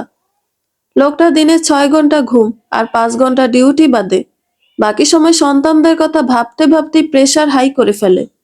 এই তো কিছুক্ষণ আগেও কলেজ থেকে হঠাৎ এসে বলল নূরকে ফোন দিতে, মেয়েটা কোচিং এ। এমন তাড়াহুড়ো করে কল করার কারণ বুঝলো না সে। কিন্তু এই পুরুষ বরাবরই চুপ। সে এক মনে ছেলেদের কলেজে ফোন দিয়ে তাদের পাঠাতে বলেছে। নাজিফার এখন দেখা ছাড়া আর কিছুই করার নেই। সে কেবল এক দৃষ্টিতে সামনে বসা সন্তানদের শ্রেষ্ঠ এক পিতার দিকে অপলক তাকিয়ে রইল। তপ্ত গরমে কোনো রকম ছুটে এসেছে নূর। ওরকম ভাবে কল পাওয়ায় সে বেশ ভয় পেয়েছে। বাবাও না, এসে দেখে সে ঘুমোচ্ছে। মাকে নাকি বলে রেখেছে বিকেলে কথা বলবে। নিচ থেকে শরবত খেয়ে রুমে যাওয়ার আগে ভাইদের রুমে গেল সে। আগে দুজন এক রুমে থাকলো, এখন ভিন্ন রুমে থাকে তারা। চোখের সামনে দুষ্টুমি করে বড় হওয়া ছেলে দুটোর জন্য তার অগাধ মায়া। আজকাল সামান্য দুটো কাজ করলে হাঁপিয়ে যায় নাজিফা। বয়স কিন্তু বেশি না, কিন্তু এক যুগ অক্লান্ত পরিশ্রম করে আজ সে সত্যি ক্লান্ত হয়ে গেছে। সময়ের সাথে অনেক কিছু পরিবর্তন হয়েছে। এখন সে সপ্তাহে 2 দিন কোচিং এ যায়, তাও সব তদারকি করার জন্য। টিচারের সাথে সে এখন ভারপ্রাপ্ত পরিচালক। হায়দার ভাই গত বছর হঠাৎ করে সকলকে ছেড়ে দুনিয়া ছেড়েছেন। ওনার আকস্মিক মৃত্যু মানতে না পেরে স্ত্রীও বিছানায় পড়ে যায়। ছেলে দুটো মাকে নিয়ে দেশ ছেড়েছে। তারা এখন ওই ফোনে সামান্য কথা বলেই খোঁজ নেয়। শুনেছে সপ্তাহখানেক পর তারা দেশে আসবে। ভাবি নাকি দেশে আসতে চাচ্ছেন। নাজিফার এত সব ভাবনার মধ্যে রাফেজ এসে পিছনে দাঁড়িয়েছেন কখন তা টের পাননি। কিন্তু কারো গলা খাকারির শব্দে ধ্যান ভাঙে নাজিফার। রাফেজকে দেখে চোখের ইশারায় জানতে চায় যে কি হয়েছে। অনেকক্ষণ চুপ থেকে মুখ খুলে রাফেজ। কি ঠান্ডা গলায় কথাটা বলল রাফেজ, অথচ নাজিফার মনে হলো বোম ব্লাস্টের সমান এটা। তাকে এমন চুপ করে থাকতে দেখে এবার গলার স্বর আরো ভারী করে রাফেজ বলে উঠল, নাজু, আমি সত্যিই নূরের বিয়ে দিতে চাচ্ছি। পাত্রকে শুনলে তুমিও রাজি হয়ে যাবে। ওনার কথা হাওয়ায় ভাসিয়ে নাজিফা রান্নাঘর ছাড়লেন। এ লোকের মাথায় ঠিক নেই। বলছে এক, করবে আরেক। গত বছর এক ঘটক এসেছিল নূরের সম্বন্ধ নিয়ে। মেয়ে বড় হয়েছে, ঘটক আসবে, এটা কি অস্বাভাবিক? অথচ লোকটাকে তুলোধুনো করে ছেড়েছে রাফেজ। সে এখন বলছে মেয়ের বিয়ে দিবে। কি আশ্চর্য! নাজিফা কি এটাও বিশ্বাস করবে? এদিকে নাজিফার থেকে পাত্তা না পেয়ে রাফেজ এবার মেয়ের ঘরের দিকে চললেন, যদি সেখানে পাত্তা পাওয়া যায়। মেয়ে ছাড়া এখন কেউ তাকে পাত্তা দেয় না। ছেলে দুটো কথায় কথায় চোখ পিটপিট করে তাকায়। মানে তোমার কথা আমরা শুনছি না, আম্মা যা বলবে তাই হবে। রুমে নক করতে গিয়ে দেখলেন খোলাই আছে। উকি দিয়ে দেখলেন মেয়েটা রং তুলি নিয়ে বসেছে। বছর তিনেক আগে হঠাৎ বলল আঁকা শিখবে। এখন মাশাল্লাহ কি সুন্দর দৃশ্য আঁকে তার মেয়ে, জীবন্ত পুতুল যেন। ভেজা চুলগুলো ছড়িয়ে আছে পিঠ জুড়ে, মাথায় আলতো করে ওড়না জড়ানো। জানালার আলতো রোদে মেয়েটার চুলগুলো চিকচিক করছে। মনে মনে সে আবার আল্লাহর কাছে শুকরিয়া করলো। তার মনে হলো তার মেয়ের এই বসে থাকা দৃশ্যটা পৃথিবীর যে কোনো দৃশ্যকে হার মানাবে। সামনে আরো কয়েক কদম এগিয়ে দেখলো একটা সুন্দর ক্যাম্পাসের ছবি ফুটিয়ে তুলছে মেয়েটা। হাসলো সে। দিন 15 আগে মেয়েটা এরকম একটা ছবি দেখিয়ে জিজ্ঞেস করেছিল সুন্দর কিনা। পরীক্ষা শেষ হওয়ার পর প্রায়ই বিভিন্ন বিদেশি বিশ্ববিদ্যালয়ের ছবি তাকে দেখায়। মেয়ের ইচ্ছাটাকে বুঝলেও সে এড়িয়ে গিয়েছে। কিন্তু এখন মনে হচ্ছে হয়তো মেয়েটার স্বপ্ন এটা।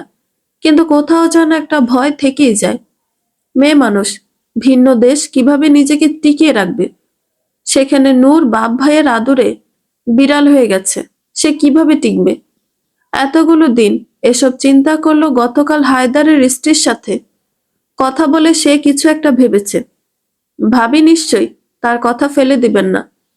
এতক্ষণ নিজ মনে এসব ভাবতে বেখেয়ালি রাফেজ খেয়াল করলো না যে তার মেয়ে কপাল কুঁচকে তার দিকে তাকিয়ে আছে।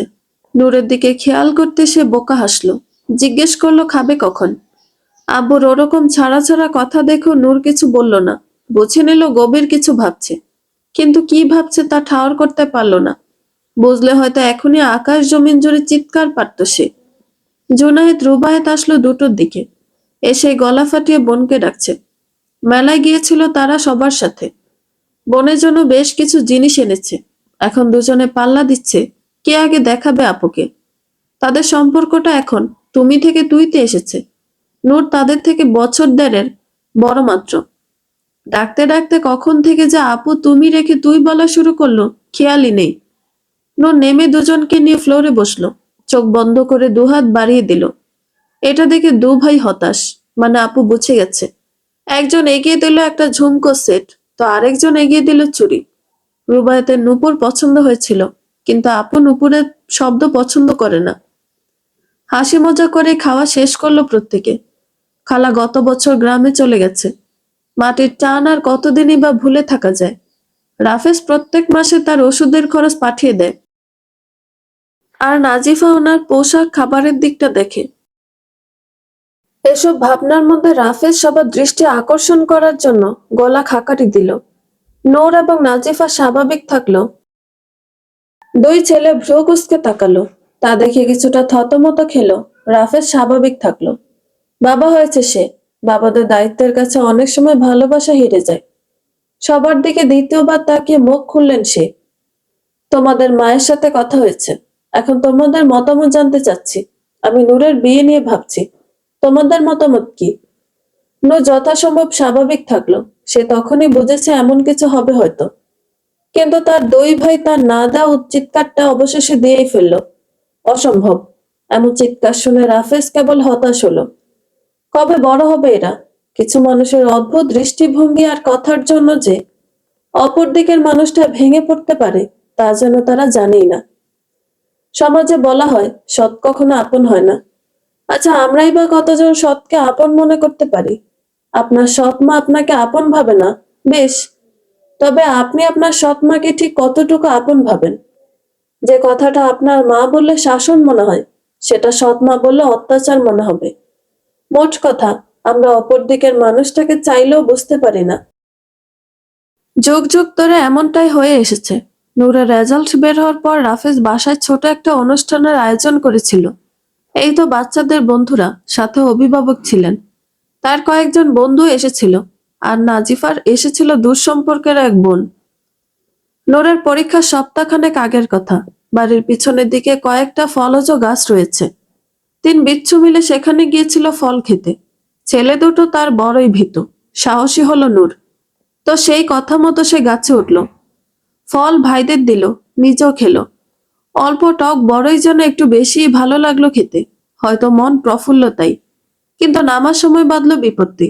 ওড়না ডালে আটকে গেল। তা ছাড়াতে গিয়ে মহারানী পড়ে গেল। তার রাজা তাকে বাঁচাতে এলো না। ফলস্বরূপ পরীক্ষা সপ্তাহ আগেই সে হাত না ভাঙলেও আঙুল একটা ভেঙে চোখের পানি জলাঞ্জলি দিচ্ছে। মেয়ের এমন অবস্থায় নাজিফা বকাবকি করলো। রাফেজ পারল না।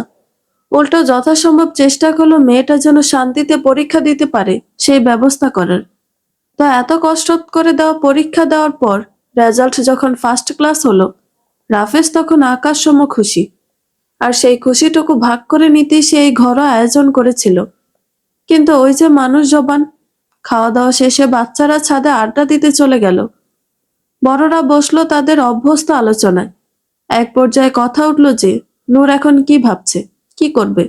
রাফেজ তখন রান্নাঘরে। এদিকে নাজিফা জানালো যে সে চাচ্ছে ডাক্তারি পড়াতে, কিন্তু রাফেজ চাইছে ভার্সিটিতে পড়াতে। সবাই নিজেদের মতো ভিন্ন মতামত দিল। নাজিফা সেই দূর সম্পর্কের বোন বলল যে আপন বাবা হলে ভালোটাই চাইতো। আপন বাবা? বাবা না? রাফেজের মনে হলো দাঁড়াতে কষ্ট হচ্ছে তার। খুব কষ্টে উপরে উঠে গেল। নাজিফা চুপ করে তা দেখল। পর মুহূর্তে হাসি মুখে বলল যে নূরই ইচ্ছুক নয়। তার ইচ্ছে সে রসায়নের উপর অনার্স করবে, তাই রাফেজ এই সিদ্ধান্ত জানিয়েছে। কথাগুলো গায়ে না মাখালেও কেমন করে যেন পিছু ছাড়ছে না। সেজন্য ভেবে রেখেছে মেয়ে যা চাইবে তাই হবে। বিদেশ যাওয়া নিয়ে বেশ ইচ্ছুক নূর। নাজিফাও তেমন নিষেধ করেনি, কিন্তু তার মন মানে না। এদিকে রুবায়েত জুনায়েদ তো মানবেই না, কিন্তু ওই যে ভয়। খাবার টেবিলে ওই কথার পর আপাতত সব চুপচাপ। নাজিফা ইশারায় ছেলে মেয়েদের উপরে যেতে বললেন। ওরা চলে যাওয়ার পর নাজিফা এবার রাফেজের দিকে তাকালেন। রাফেজও ইতোমধ্যে তার দিকে তাকিয়ে আছে। কি হয়েছে আপনার? কি নিয়ে এত ভাবছেন? জানি না, শুধু ইচ্ছে করছে মেয়ের সবটুকু ইচ্ছে হাতের মুঠোয় এনে দিতে। আশ্চর্য, নূর কি বিয়ের কথা বলেছে? তুমি অবুঝ নও নাজু। বিদেশে রিসার্চ করার ইচ্ছে আছে ওর। হাতে যখন সুযোগ আছে তখন সেই ইচ্ছেটুকু দায়িত্ব নিব না? সাফানের সাথে বিয়ে দিয়ে কি সেই সুযোগ পেতে চাচ্ছেন? দোষের কি তাতে? নীলুফা ভাবিও ছেলের জন্য মেয়ে খুঁজছেন। বিয়ে এত সুযোগ ভালো মন্দ ভেবে হয় না রাফেজ। তাহলে মনের একটা টানের প্রয়োজন আছে। তাছাড়া নূর বিদেশে যেতে ইচ্ছুক, কিন্তু বিয়ের কথাই কিন্তু চুপ থেকেছে। এটা চাপিয়ে দেওয়া হবে না ওর উপর? ও, চাপিয়ে দেওয়া হবে? হো। আনমনে ঠোঁট নাড়িয়ে কথাটুকু উচ্চারণ করে কিছু সময় চুপ থাকলো। নাজিফা তখন কিছুটা হতভম্ব হয়েছে নিজের কথায়। পর মুহূর্তে হালকা স্বরে রাফেজ বলতে লাগলো, বুঝলে নাজু, আমি হয়তো ওর বাবা হয়ে ভাবতে পারিনি। না হলে আমার মাথায় এসব আসলো না কেন? কি বলতো, আমি ভেবেছি ওর যত্নের কথা। কে ওকে একটু আগলে রাখবে, সামান্য মন খারাপে সঙ্গ দিবে, এসবই ভেবেছি। মেয়ে তো, মায়ের জাত, নরম স্বভাব। দু চারটা বলি সহ্য করে থাকতে পারবে কিনা তাই ভেবেছি। একটা শক্ত হাত যেন ওকে নিয়ে স্বপ্নের পথে চলতে পারে, তাই ভেবে এসব বললাম। আচ্ছা বাদ দাও, তোমার মেয়ে হয়তো তোমার মতোই শক্ত মনের। আমি চিনতে ভুল করেছি। আমি ভাবিকে না করে দিব, সমস্যা নেই। নাজিফা মুখ খুলে কিছু বলতে চাইলেন, কিন্তু তার পূর্বেই রাফেজ সিঁড়ি বেয়ে উপরে চলে গেল। দরজা ভিড়িয়ে রেখে বুঝিয়ে দিল যে তার এখন একাকিত্ব প্রয়োজন। এদিকে নিচে বসে থাকা নাজিফা কেবল দেখলেন, কিছু বলার মতো মুখ আপাতত তার নেই। পরেই ভাবলেন, যা বলার তা ছেলের মায়ের সঙ্গে বলতে হবে। তার আগে একবার নূরের সাথে কথা বলা প্রয়োজন। ছোট্ট মেয়েটা হঠাৎ করে বড় হয়ে গেল, অথচ সে বুঝতেই পারল না। আহ, সময় সময় তার নিজস্ব গতিতে চলে গেল। সপ্তাহের এই 5 দিন যেন চোখের পলকে কেটেছে। 2 দিন আগে হায়দারের পরিবার এসে দেশে পৌঁছেছে। রাফেজ পুরো পরিবার সহ গিয়ে দেখা করে আসলো। বড়রা কি কথা বলেছে তা সম্পর্কে নূর সহ বাকি বাচ্চারা কিছু জানে না। শুধু ফেরার পথে ওই বাড়িতে দুটো চোখ ভ্রু কুঁচকে তাকে দেখেছে। অদ্ভুত চাহনি। এদিকে এ কয়দিনে নাজিফা রাফেজের তেমন কোনো কথা হলো না। যে যার মতো সময় কাটাচ্ছেন। তবে আজ পরিস্থিতি ভিন্ন। বিকেলে হায়দারের পরিবার সহ আরো কয়েকজন বাড়িতে আসবে। তার জন্যই নাজিফা ও তার ছেলেরা আয়োজন করছেন। নূর কোচিং থেকে ফিরেনি এখনো। মেয়েটাকে আজ কোচিং এ যেতে না করেছেন নাজিফা, কিন্তু রাফেজ এক প্রকার জেদ করে নিয়ে গেছে। যথাসময়ে সবাই পৌঁছে গেল শিকদার বাড়িতে। অনেক বড় না হলেও বেশ গোছানো পরিপাটি বাড়িটা ঘুরে ঘুরে সবাই দেখলো। রাফেজ একবার উপরে উঠছেন তো নিচে নামছেন। তার কেমন যেন অদ্ভুত অনুভূতি হচ্ছে। মাগরিবের নামাজের পর ছেলেরা বাড়িতে ফিরতেই পরিবেশের পরিবর্তন হলো। ততক্ষণে নূরের 2 বান্ধবীও চলে এসেছে। তাদের উপর দায়িত্ব পড়েছে নূরকে নিচে নিয়ে আসা। মেয়েকে হালকা গোলাপি রঙের আনারকলি পরিহিত দেখে চোখ জুড়ালো রাফেজের। গত মাসেই কিনে দিয়েছে। কিছুক্ষণ পরের ঘটনা ভেবে সে চোখ বন্ধ করলো। শক্ত করলো নিজের বাহিরের আবরণটুকু। একটু পরই এক মেয়ের বাবা হিসেবে যে তার ডাক পড়বে, তার ঢের বুঝলেন তিনি। সেদিন রাফেজের সাথে তর্কের পরই সন্ধ্যায় নীলুফার সাথে কথা বলে নাজিফা। সময় বিষয়াদি ঠিক করেই ফোন রাখে সে। সেই ঠিক করা সময় যেন বড্ড শীঘ্রই চলে আসলো। ছেলে মেয়ে দুটো পাশাপাশি বসে আছে। মিনিট 5 আগে আংটি বদল হয়েছে। বয়স দুজনেরই কম। একজনের সবে 19 তো অপরজনের 24। দেখতে মন্দ লাগছে না। পাশের সোফায় রাফেজ কপালে হাত দিয়ে বসে আছেন। মেয়ের জন্য মন ভরে দোয়া করে দৃষ্টি সরিয়ে নেয় নাজিফা। এদিকে নূর বড্ড বিরক্ত। লোকটাকে সে প্রথম দেখেছে হায়দার আঙ্কেলের মৃত্যুর সময়। কফি বানিয়ে দিয়েছিল সে, অথচ বর্বর লোকটাকে অভদ্রভাবে তার হাতের কাজ নিয়ে কথা শুনিয়েছিল। খাটাস কোথাকার। নূরের মুখের বিরক্তি দেখো না দেখার ভান করলো সাফওয়ান। সে আপাতত এক হাতে নূরের হাত নিজের মুঠোয় রেখে অপর হাতে সদ্য ফোনে তোলা ছবিগুলো দেখছে। ফোন লক করে নূরের হাত ধরেই দাঁড়ালো সে। হাতে টান লাগার দায়ে বাধ্য হয়ে নূর দাঁড়াতেই বিভ্রান্ত হলো কিছুটা। সবাই তাদের দিকে তাকিয়ে আছে। সবার উদ্দেশ্যে ছাদে যাওয়ার কথা বলে ড্রয়িং রুম ছাড়লো তারা। ঠিক ছাদের এক কিনারায় দাঁড়িয়ে নূরের হাত ছাড়লো সাফওয়ান। আকাশে তখন অর্ধচাঁদ। এতক্ষণ বিরক্ত হলে এবার নূরের দম বন্ধ হওয়ার জোগাড়।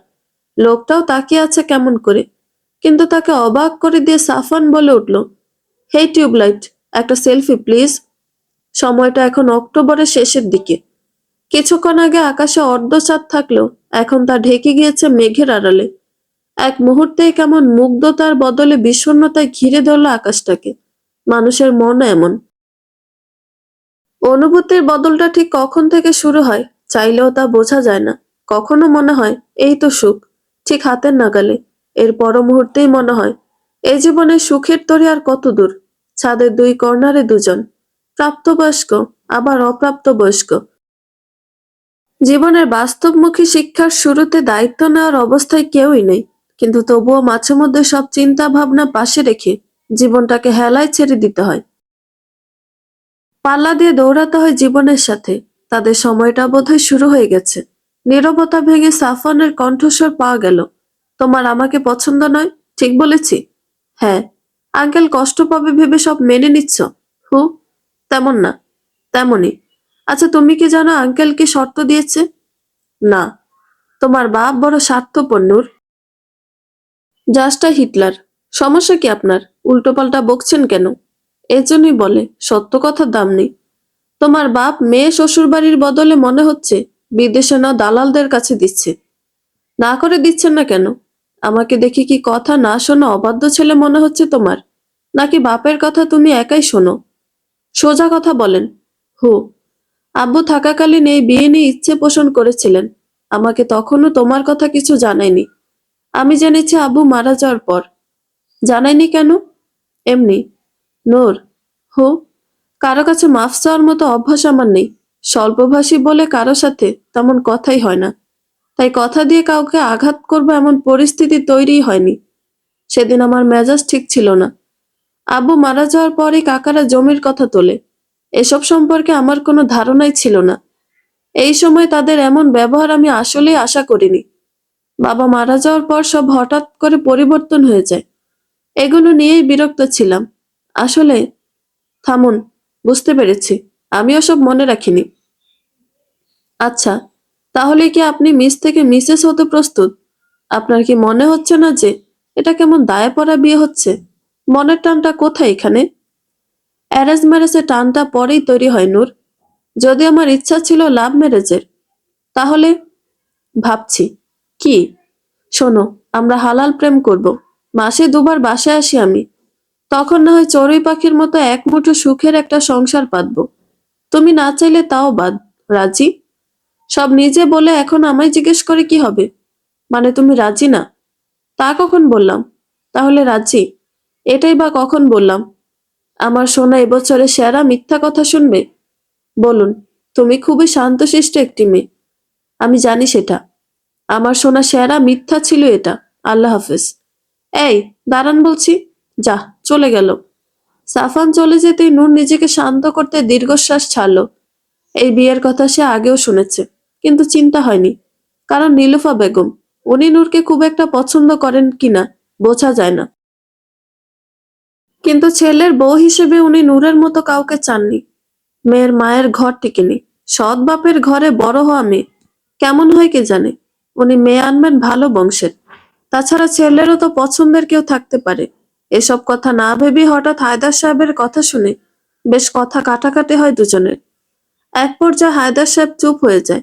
রাফেজা এ বিষয়ে জেনেছে নীলুফা বেগম কিছুদিন আগে বলার পর, কিন্তু নূর দুর্ভাগ্যবশত ভুল করে শুনে ফেলেছে।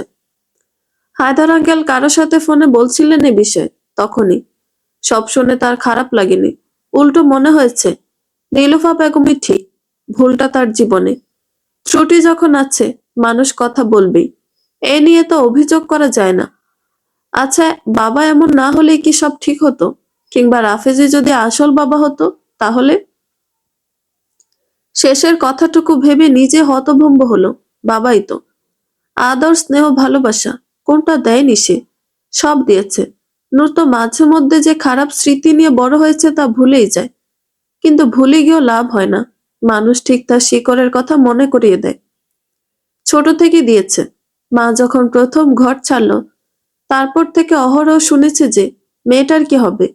অনেকে বলেছে মেয়ের মুখের দিকে তাকিয়ে ফিরে যেতে। মেয়ে তো বড় হচ্ছে, সামনে বিয়ে দিতে হবে। তখন বুঝি বাপের পরিচয় চাইবে না? আজও তো চাইলো। সময়গুলো হিসেব করার আগে শেষ হয়ে গেল। রুবায়েত জুনায়েদ কিছুটা চুপ হয়ে গেছে। রাফেজ প্রয়োজন ছাড়া নিচে নামছে না। সবার ব্যবহার দেখে নাজিফা বিভ্রান্ত হচ্ছে। এমনকি নূরও চুপ। অন্তত রাফেজ এবং নূরের থেকে কোনো প্রতিক্রিয়া আশা করেছিলেন উনি। কিন্তু এখন সবার ব্যবহারে নিজেকে কেমন শত্রু মনে হচ্ছে। ঘরোয়াভাবে গায়ে হলুদের ব্যবস্থা করা হয়েছে। মানুষ বলতে হাতে গোনা 15 জন।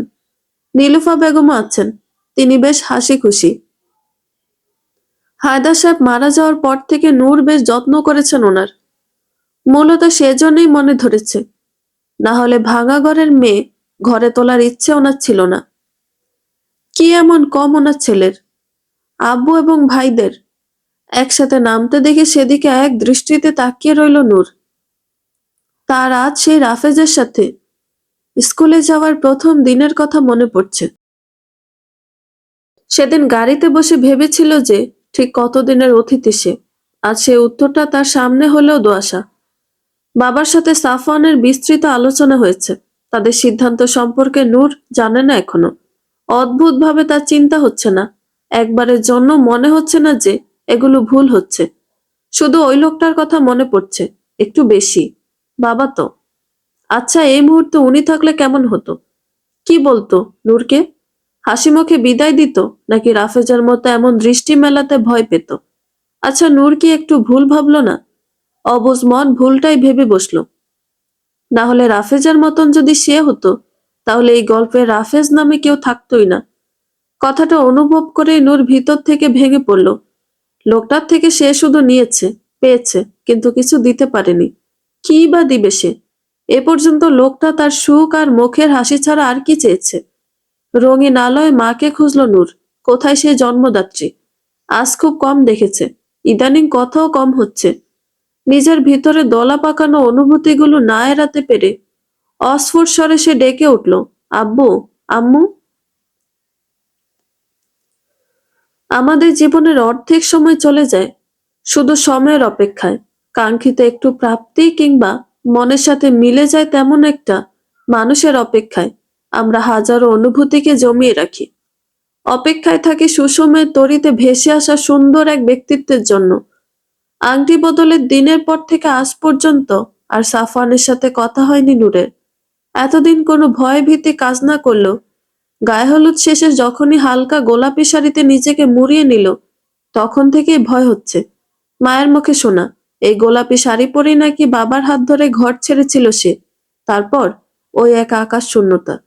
বোঝ হওয়ার পর থেকে আশেপাশে কিংবা পরিবারে খুব একটা ভালো সম্পর্ক সে দেখেনি। তার মায়েরই তো ঘর ভাঙা, ভালোবেসে ঘর বেঁধেও সব হারিয়েছে। সেখানে সাফওয়ানকে তো সে চেনে না অব্দি। কেমন হবে তার জীবন? ঘণ্টাখানেক পূর্বেই ৩ কবুলে বাধা পড়েছে দুটি জীবন। ঘড়ির কাঁটা ১০-এর ঘরে। আশেপাশে ২-৪ জন যারা ছিল তারাও চলে গিয়েছে। সাফওয়ানের সাথে তার ভাই ও ২-৪ জন বন্ধু রয়েছে। বউ নিয়ে তাদের আজ রাতে ও বাড়ি যাওয়ার কথা ছিল, কিন্তু বিয়ের পর থেকে নূর নাজিফাকে এক পলকের জন্য ছাড়ছে না। বুদ্ধিতে বড় মনে হওয়া মেয়েটা হঠাৎ বাচ্চামি করছে। সাফওয়ানও যেন কি ভেবে না করে দিল। বর্তমানে নূর সহ প্রত্যেকের অবস্থান বাড়ির ছাদে। হালকা নাস্তার সাথে বেশ ভালো আড্ডা জমেছে সবার। সেদিনের মতো আকাশে আজ চাঁদ অর্ধ নয়, বরং পূর্ণ, যেন বাস্তবতারই প্রতীক সে। সকাল থেকে নীলুফা বেগম বড্ড ব্যস্ত।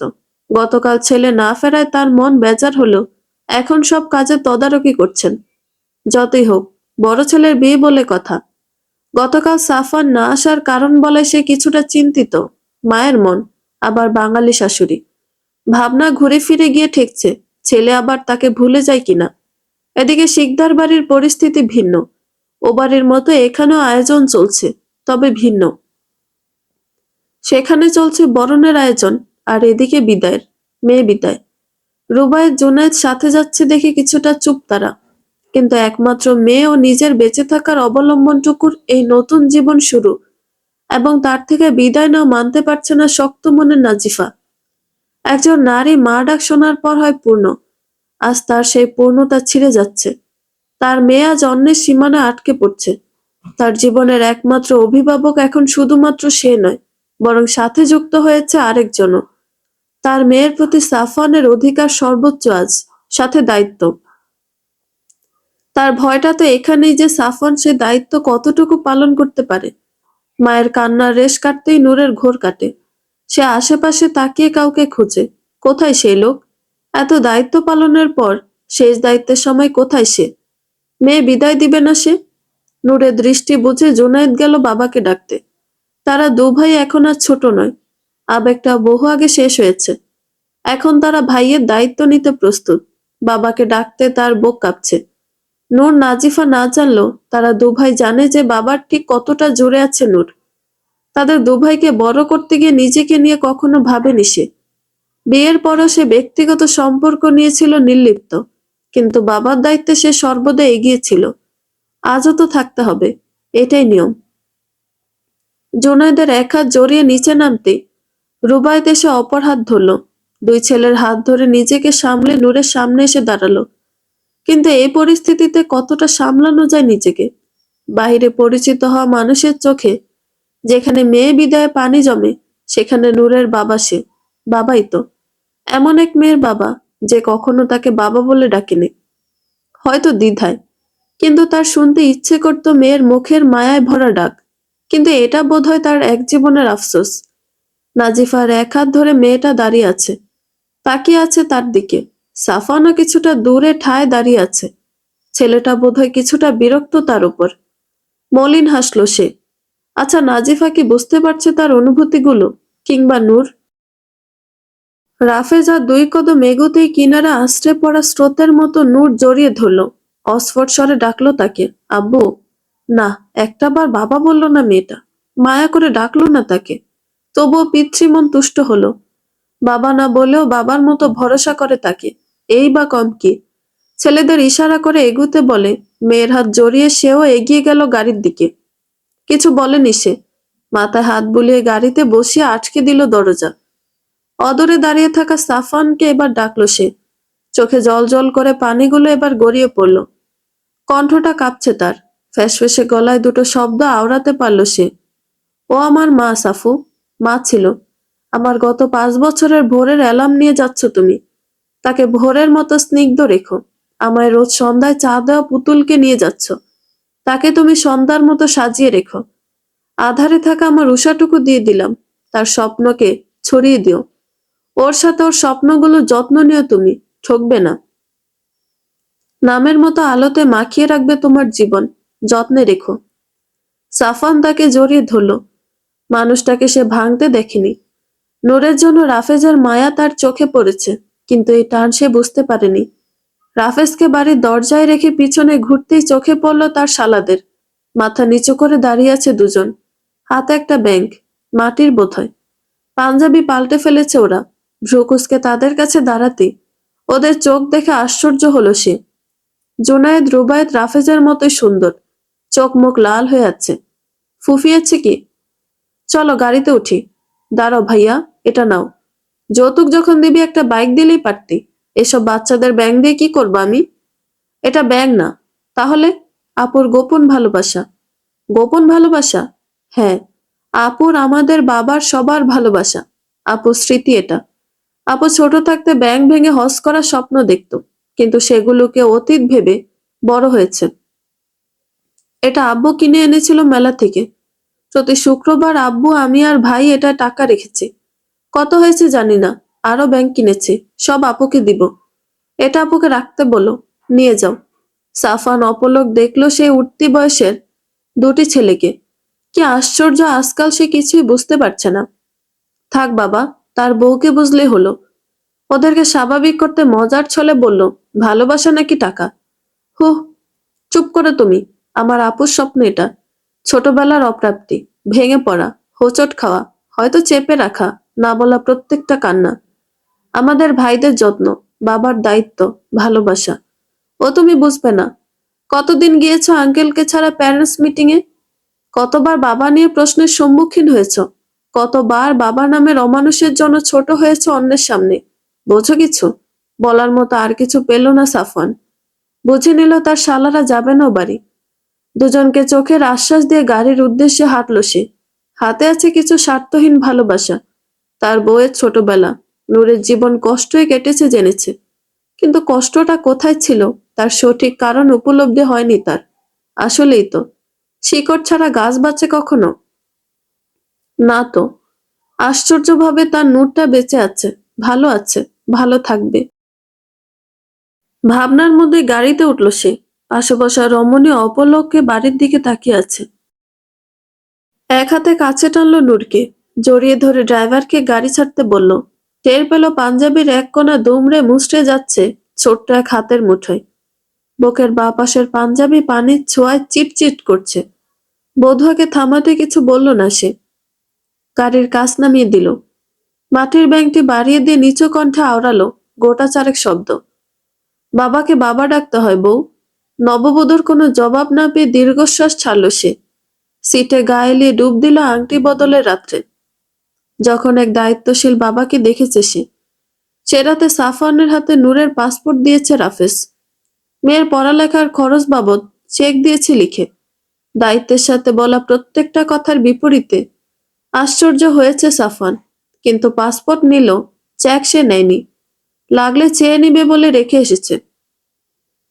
তার মতে মুখে দায়িত্ব নিলেই তো হবে না, কিন্তু এটাও বুঝে গিয়েছে যে তার কাছে না হোক, হয় নূরের কাছে, না হলে তার মায়ের কাছে আসবে চেক। নূরের কাছে আসার সুযোগ কম, কারণ নাজিফা মেয়ের খরচ নিজেই দিবে, বাকি তার মা। ফিরে কথা বলতে হবে, সময় কমে আসছে, ছাড়তে হবে মাতৃভূমি, নিজের কর্ম আর বইয়ের স্বপ্নের টানে ফিরতে হবে ভিন দেশে। ভাবনা শেষ হতেই ফোন বেজে উঠল, কিন্তু রিসিভ হওয়ার আগেই তা কেড়ে নিল পাশে থাকা ছোট্ট হাতটা। সে দেখলো এলোমেলো হাতে কলটা রিসিভ করতে। নূর কোনো রকম ফোনটা কানের কাছে নিয়ে এক বুক অনুতাপ নিয়ে ডেকে উঠল, বাবা। রমণীর কান্নার হিড়িক দেখে ঠোঁটে হাসি নিয়ে চোখ বন্ধ করলো সাফওয়ান। নূর কেঁদেই যাচ্ছে, কি যেন পেয়ে গেল নূর। ওদিকে রাফেজও নিশ্চুপ হয়ে মেয়ের কান্না শুনছে। আজ কি সে জিতে গেল না? কাঙ্ক্ষিত কণ্ঠে বাবা ডাক শুনে তার পিতৃ মন একবার, দুইবার, হাজারবার তৃপ্ত হলো না? হলোই তো। তার মেয়ের মাটির ব্যাংকের ভালোবাসা আজ পূর্ণ হলো। ভাবনার মধ্যেই কল কেটে গেল। সাফওয়ান কল কেটে নূরকে পূর্বের মতো জড়িয়ে কাঁদার জন্য নিজের বাহু দিল। চলার পথে সদ্য পাওয়া হাতটা জড়িয়ে হাজারো কথা দিল নিজেকে। এক নূরের সংসার ঠাঁই হোক তার, পূর্ণ হোক তার জীবন। বাচ্চাদের মতো দুহাতে মাটির ব্যাংকটি জড়িয়ে থাকা নূরের কপালে উষ্ণ স্পর্শ দিয়ে বাহিরে তাকালো সে। গাড়ির তীব্র গতিতে বাতাসের সাথে ভেসে আসছে মা মাটির ঘ্রাণ। বন্ধুরা, গল্পটি ভালো লেগে থাকলে একটা লাইক করে দিবেন, এবং গল্প সম্পর্কে কোনো মতামত জানানোর থাকলে কমেন্ট করতে পারেন। নতুন নতুন আরো গল্প শোনার জন্য চ্যানেলটি সাবস্ক্রাইব করে পাশেই থাকবেন। ধন্যবাদ সবাইকে, ভালো থাকবেন।